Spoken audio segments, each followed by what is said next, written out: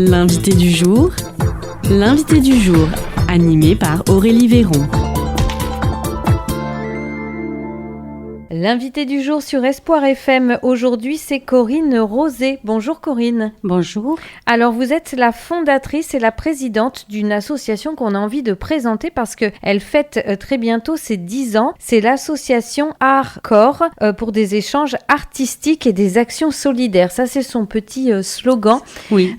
Qui en dit déjà beaucoup, mais bien sûr, on veut une présentation générale de cette association. Est-ce que vous pouvez nous la présenter, Corinne Rozé ? Oui, bien sûr, avec plaisir. Donc, cette association est née de l'envie de partager plusieurs passions éthiques, l'artistique et la solidarité, d'où le sous-titre, puisque nous sommes vraiment tournés vers le partage dans la solidarité et tenter au maximum de proposer des actions solidaires en faveur des plus fragiles et des plus démunis. Très vite, après la création de l'association, nous avons eu l'opportunité, personnellement j'ai eu l'opportunité d'aller en Afrique et là-bas j'ai rencontré une jeune Italienne qui a monté un orphelinat qu'elle préfère appeler une maison d'accueil pour enfants démunis et ça va mieux. C'est une maison d'amour, je dirais, avec, comme j'aime à l'appeler, Susanna, pour la nommer, qui pour moi représente la mère Teresa des temps modernes, vraiment. J'ai rencontré là des enfants qui sont accueillis d'une manière absolument merveilleuse et qui arrivent à grandir avec beaucoup d'amour, de bienveillance, dans un environnement très, très chaleureux, tout en leur permettant de construire aussi leur propre autonomie pour leur futur.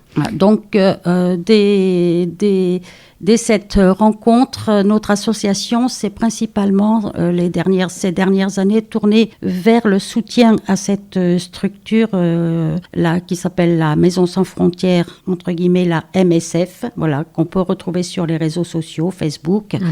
Et nous avons mis en œuvre plusieurs événements, plusieurs actions artistiques, toujours, voilà, c'est le lien, pour recueillir des fonds afin de soutenir les différentes actions de Susanna, de la Maison Sans Frontières, parce qu'il faut savoir qu'elle ne perçoit aucune subvention, elle ne peut fonctionner que avec les dons, les parrainages pour les enfants, pour la maison, pour la structure. Mais à côté de cela, elle fait énormément d'actions sociales autour d'elle, dans le village, pour les personnes âgées, pour les femmes célibataires, les mères célibataires, les jeunes femmes ou les femmes en prison. Enfin, vraiment, elle se dévoue entièrement et quand on peut aider, on le fait avec grande joie. D'accord. Donc, voilà. Voici l'étincelle de cette association Art Corps, donc en Lot-et-Garonne. Vous l'avez dit, c'est des actions culturelles. Est-ce qu'on peut dire qu'il y a 3 entités, trois secteurs dans lesquels vous êtes actifs? Il y a par exemple le théâtre, pour commencer. Tout à fait. Oui, le théâtre, nous avons fondé au sein de l'association il y a quelques années, je crois que c'est depuis 2020, une troupe de théâtre solidaire, comme on l'appelle, Art Comédie. Et depuis lors, nous montons des pièces adultes, enfants, des spectacles divers, engagés ou simplement très humoristiques, très classiques, toujours dans l'esprit de pouvoir engranger quelques subsides pour nos actions auprès de la Maison Sans Frontières, que l'on parraine de façon pérenne, j'allais dire, depuis ces 10 ans. Et aussi, notre engagement dans le cadre de cette troupe, c'est de pouvoir participer ponctuellement, mais on l'a déjà fait plusieurs fois, à des actions, notamment en partenariat avec la Candélie, la mission locale d'Agen, pour qui nous avons pu présenter des pièces sur le thème de la santé mentale pour les jeunes, la santé mentale d'une manière générale, et également dans le cadre de la prévention du suicide, nous avions joué une pièce dans le cadre d'un événement qui était organisé par la Candélie. Voilà. Et cette troupe de théâtre, là, Art.Comédie, se noue, comme vous le dites, c'est combien de personnes ? Alors c'est à géométrie variable en fonction des pièces, bien entendu, mais nous sommes 7-8, voilà. D'accord. Autant d'hommes que de femmes, vous avez à peu près la Non, parité? on n'a qu'un homme. Ah, voilà. Est-ce que c'est l'opportunité peut-être de faire une annonce, non, justement? Est-ce que vous recherchez des... Alors, pas forcément, parce que notre problématique, c'est que nous sommes des bénévoles. La plupart d'entre eux travaillent, ont une vie professionnelle à côté, et qu'il est déjà très difficile de trouver des créneaux de répétition et d'engagement à long terme et soutenus pour monter ces spectacles. Pour le moment, nous avons dans l'espoir de pouvoir, dans quelques temps, un an, 2 ans, ou peut-être, je ne sais pas, pouvoir ouvrir des cours de théâtre. Parce que pour le moment, nous ne sommes qu'une troupe. Voilà. Mais il nous faut la disponibilité, la ressource humaine nécessaire, et c'est pas si évident. Mais on y réfléchit parce que c'est quelque chose qu'on aimerait faire aussi. On le répète et on va le détailler dans quelques instants. C'est une association qui a 10 ans. Ça peut être encore jeune de toute façon. Oui. Elle a encore toute une vie devant elle. Merci. Alors, C'est vrai. il y a aussi une compagnie de danse, Art Danse. Là, vous retournez un peu sur... est-ce que je peux dire, c'est la danse, c'est votre grand amour? Alors, Une ça a passion? été mon grand amour. Alors, j'en fais moins maintenant, mais je pratique toujours un petit peu. La danse africaine, principalement, a été, une passion importante tout au long de ma vie. Ceci juste pour la petite parenthèse que je suis née en Afrique, au Tchad précisément. J'en suis partie, je n'avais que 3 ans, très peu de souvenirs, mais quelques-uns quand même. Et toute ma vie, je me suis construite avec une partie de mon cœur qui est restée là-bas.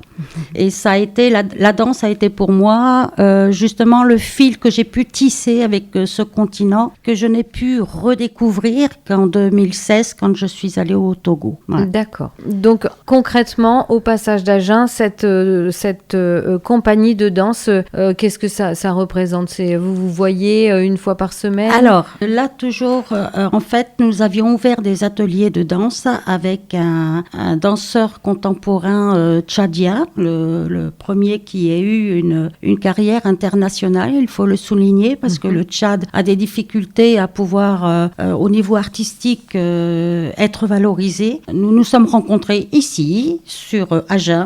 Il s'appelle Yaya Saria et nous avons collaboré pendant plusieurs années, de 2021 à l'année dernière, sur donc un atelier de danse. Il se trouve qu'actuellement, Yaya Saria est sur un projet au Canada depuis 1 an et du coup, l'atelier ne fonctionne plus malheureusement. On ne sait pas ce que l'avenir nous réserve. On espère pouvoir reprendre cette activité plus tard. D'accord, très bien. Et puis donc il y a un troisième secteur dans lequel l'association est active. Ce sont des ateliers d'aide à l'utilisation de l'informatique. On est sur un autre secteur, mais il est aussi important surtout pour ici, pour notre territoire. Oui, nous avons voulu répondre à la problématique de la fracture numérique, puisque nous avons la chance au sein de l'association d'avoir un secrétaire qui est informaticien et d'avoir pu bénéficier d'un don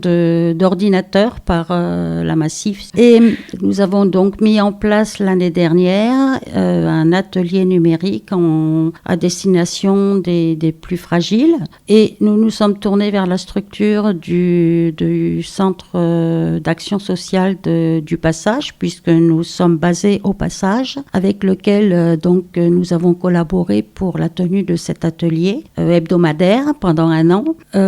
Et nous avons proposé un nouveau partenariat cette année avec le Hangar. Ce sont donc 2 ateliers que nous proposons qui pour le moment ne sont pas très très actifs parce que on ne sait pas trop pourquoi, mais voilà, c'est peut-être le manque d'intérêt, de disponibilité des personnes.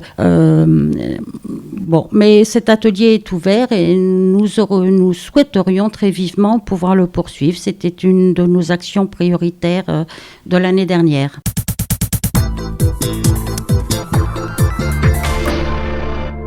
Alors, je le rappelle à nos auditeurs, l'invité du jour, c'est donc Corinne Rosé. On parle de l'association qu'elle a fondée et qu'elle préside aujourd'hui. C'est l'association Art.com. Hardcore. C'est cette année une association qui fête ses 10 ans avec donc bien sûr un moment de fête et de convivialité. Ça se passe le 15 et le 16 novembre, donc un week-end complet pour fêter 10 ans. Ça, c'est important, bien entendu. Qu'est-ce que l'on va pouvoir faire, découvrir lors de ce week-end festif ? Beaucoup de choses diverses et enrichissantes pour tout le monde, je le souhaite, nous le souhaitons. Nous avons fait un programme alors plus axé sur le théâtre, je dirais, le samedi. Alors il n'y a pas les matinées, mais ce sera le samedi et le dimanche à partir de 14h avec des spectacles en continu, si je puis dire, avec une petite restauration sur place. Donc vous pouvez venir, vous pouvez vous installer et rester toute l'après-midi et la soirée, il n'y a pas de souci. Voilà. Donc le samedi, nous commencerons par un spectacle enfant qui s'appelle l'Arche forestière, qui évoque avec humour le changement climatique. Ensuite, donc ça commence à 15h. À 15h, voilà. Ensuite, nous proposerons un petit goûter aux enfants et aux parents. Ensuite, nous aurons un autre spectacle à 18h qui va mêler un spectacle très original qui s'appelle « Qu'allait-il faire dans Secrétaire ?», qui est une collaboration entre 3 associations, donc Hardcore et plus spécifiquement Arcomédie, notre troupe, l'association Cantacorde, qui est une association de cours et de violon et d'un ensemble de violons sur le passage, de violon et de piano également, et de la peinture avec un intervenant de l'atelier peinture du passage de l'association La Palette d'Or. Voilà, c'est un spectacle qui est basé sur la vie et les œuvres de Haroun Tazieff, que nous avons découvert à l'occasion de la balade poétique qui est organisée tous les ans au mois de mars par la municipalité du Passage. Donc ça, c'est à 18h. Entre-temps, mais il y aura un petit apéritif qui sera offert aux personnes présentes avant d'entamer la soirée qui sera policière avec une pièce, notre nouvelle création au sein de la troupe qui s'appelle Kiki a tué, qui est donc une comédie policière dans le genre un petit peu Cluedo, je vais dire. Qu'on retrouve visuellement sur l'affiche, en effet, ce côté Cluedo. Oui. Voilà, c'est ce que nous avons souhaité. Je tiens à préciser que tous nos spectacles sont écrits et mis en scène par Julien Werner, voilà, qui n'est pas un professionnel, qui est bénévole aussi, mais qui fait du théâtre depuis longtemps. D'accord. Et nous l'en remercions parce qu'il nous écrit toujours des pièces et des spectacles superbes. Voilà. Et donc, ce dimanche 16 novembre, on continue la fête, on continue l'anniversaire des 10 ans de l'association Hardcore avec, dès l'après-midi, 14h15, un spectacle cabaret, c'est ça ? Un spectacle cabaret, oui, cabaret contemporain. Alors, c'est pas un cabaret des feuillages, du tout. Ce sont des tableaux, c'est plutôt dans la sensualité. C'est un groupe de femmes, on est 10 sur scène, je crois 10 ou 12, je sais plus, j'ai plus trop dans la tête. C'est une belle aventure parce que c'est un groupe dans lequel il y a une sororité très bienveillante. Le cabaret, la danse n'est pas réservée uniquement à des personnes parfaites, j'allais dire, et toutes à chacune, nous avons notre place à exprimer, notre sensualité, et nous remercions Pascal Anne, qui est la directrice de cette troupe, pour le beau travail qu'elle fait. Très bien. Et puis, l'après-midi continue avec à 15h15 un spectacle de jonglage et de harpe. Oui. Alors, je ne sais pas, les deux, ça me rend curieuse. Eh bien, moi aussi, j'attends de voir. Mais nous avons nous remercions beaucoup Albin Edon, qui dirige la compagnie H, il est jongleur, donc il va proposer un extrait de sa nouvelle création de jonglage et il sera accompagné d'une musicienne qui jouera de la harpe. Je ne peux pas vous en dire plus parce que je n'en sais pas plus. Le mieux, c'est de venir de toute façon. Absolument.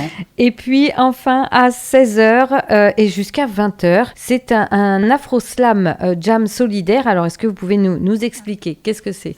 Alors, l'Afro-Slam, nous avons la chance d'accueillir un couple tchadien qui sera présent en principe sur cet événement. Lui est un slameur tchadien, elle est chanteuse et ce sont des personnes très très engagées dans leur pays, dans des actions solidaires, ce qui nous touche beaucoup, sur le thème notamment de valoriser le slam au féminin. Pas évident dans ces cultures.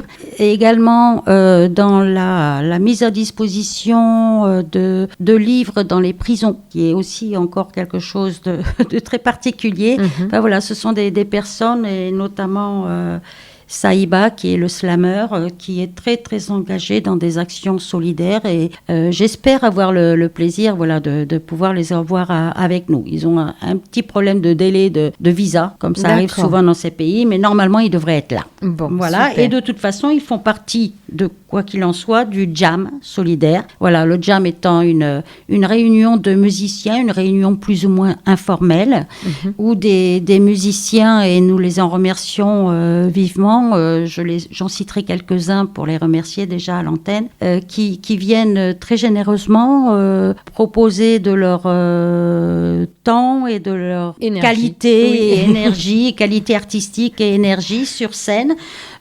Pour un moment très très convivial, puisqu'il va y avoir de la musique, on pourra danser, enfin voilà, c'est pas la boum quand même, mais bon, ça peut y ressembler. Et nous aurons donc notamment, parce que je peux pas tous les citer quand même, David Robillier, Stéphane Devaux, Laurent Bassot, Neil Le Foll, Sabrina Karga. Alors pour situer un petit peu ces différents artistes qui se produisent au sein de certains groupes, pour la plupart. On peut citer le groupe de Burning Chords, Calza, Bag Lady, Sylvain Reverte, Fred Cravelier, Blue Band, et j'en oublie, je ne peux pas tous les citer. Mais ce sont des noms que l'on connaît en Lot-et-Garonne, en tout cas. C'est ça. Bon, en tout cas, voilà, tout le programme des 10 ans de l'association Hardcore, on le rappelle, ça se passe à la salle Rosette du Passage d'Agen, donc le samedi 15 novembre de 14h à 23h, et le dimanche 16 novembre de 14h à 21h. Ce sera donc 2 journées sous le signe des arts et de la joie. L'entrée est gratuite. La participation est libre et nécessaire, bien entendu, puisqu'il est question de récolter des fonds aussi. Si on souhaite en savoir plus sur l'association, comment est-ce que l'on peut faire? Est-ce qu'il y a par exemple un site internet ou les réseaux sociaux? Il n'y a pas de site internet, mais vous pouvez nous suivre sur les réseaux sociaux, Facebook notamment. Oui, principalement. Voilà, où il y a toutes nos coordonnées. D'accord. Oui. Donc voilà, on retrouvera toutes les informations. Oui. Eh bien, en tout cas, merci beaucoup, Corinne Rosé. On vous souhaite un très bon 10e anniversaire de l'association Hardcore. Et puis, l'antenne reste à votre disposition aussi pour en savoir plus sur vos différentes actions tout au long de l'année. Merci à vous. Je vous remercie beaucoup. C'était l'invité du jour, animé par Aurélie Véron.